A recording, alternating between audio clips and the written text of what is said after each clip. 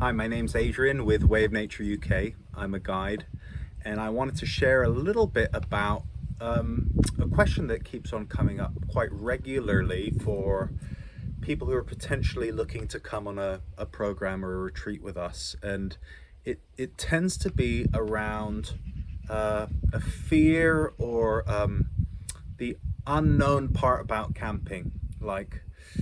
Obviously, most of us, probably anybody watching this, is used to living in a house with a bed and a flushing toilet and a shower, etc. So when you come on many of our programs, you'll be sleeping in the wild. You'll be either sleeping in a tent or under a tarp with a sleeping bag. And so what I want to share with you today was what are some of the most asked questions that people come with, or that might be an obstacle for them to sign up for a program. And it tends to be like, what if there are wild animals that may get me, or something along those lines.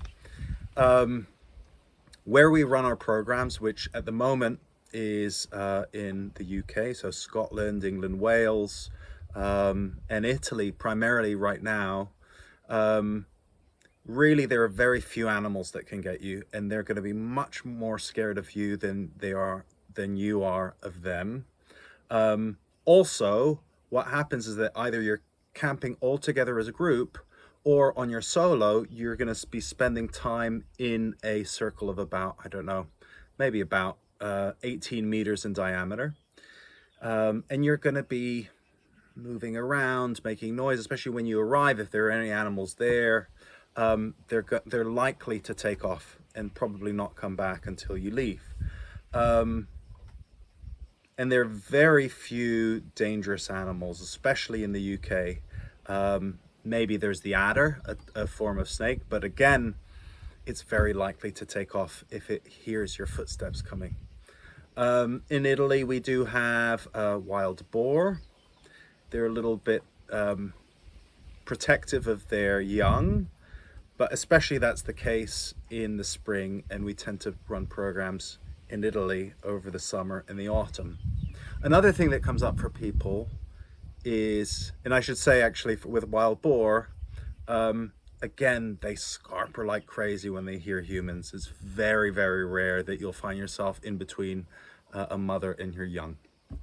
Another thing that comes up is humans. Like a lot of people that come and work with us are actually not ready to take the plunge to go wild camping, say on their own, or do a self-guided solo or time alone in the wilderness, and they're looking to do that in community, in the safety of other people, and be guided through that. And so, yeah, again, we choose places where there aren't very many people roaming around, and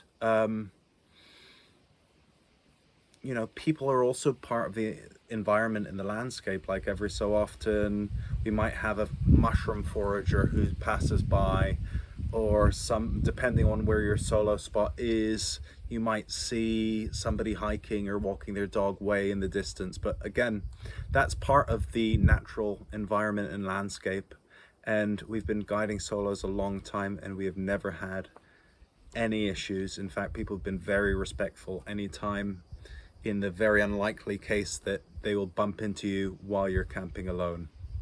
And then the last thing I wanted to talk about was comfort. Of course, as I said at the beginning, we're all used to higher degrees of comfort than our ancestors. So what is it like to go without? Marcus Aurelius famously used to wear a horsehair shirt for like a week every month, and eat like the simplest, most basic food, so that he would condition himself to not have fear of losing everything that he'd created.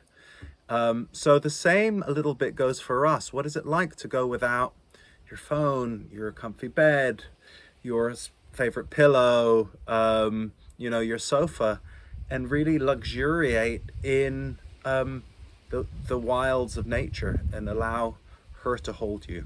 So there's a few things I wanted to share with you today on what some of you may be sitting with in terms of obstacles of joining. We really do hope you do come along and join one of our programs soon.